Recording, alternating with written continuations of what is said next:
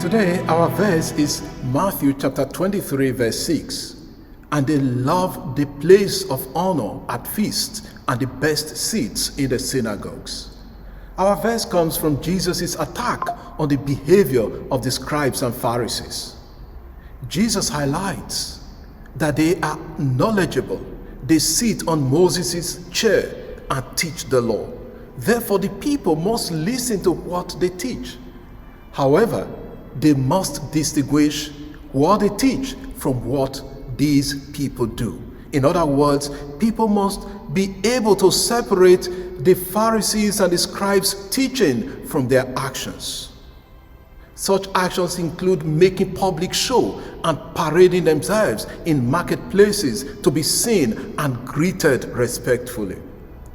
In our verse, Jesus says, they love to take the places of honor at feasts and the best seats in the synagogue. We must remember that in Jewish culture, there were big banquets and feasts, and there were designated places of honor for prominent people. It was the same case in the synagogues, where you had reserved seats for the priests and special guests.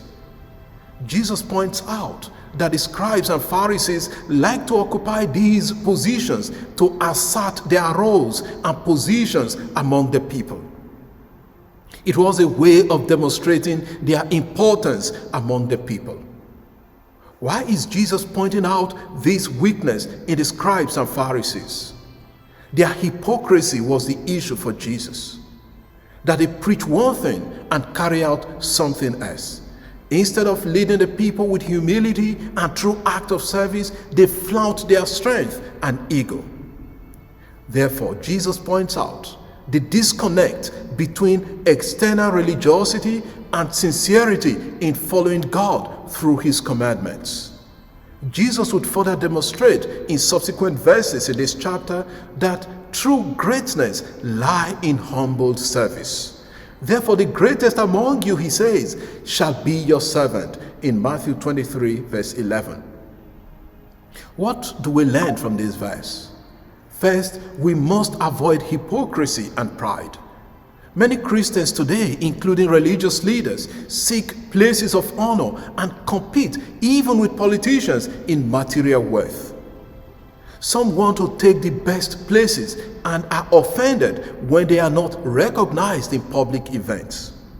Jesus' disciples must not seek earthly positions and recognitions. Second, Jesus wants his disciples to be servant leaders, not those who lord it over others and flaunt their strength. And finally, Christians and religious leaders must not be power drunk or self-seeking. Instead, they must always think of the good of others and the service of all. Lord, teach us to be truly humble and sincere in following you. Amen. God bless you, and I wish you a lovely day.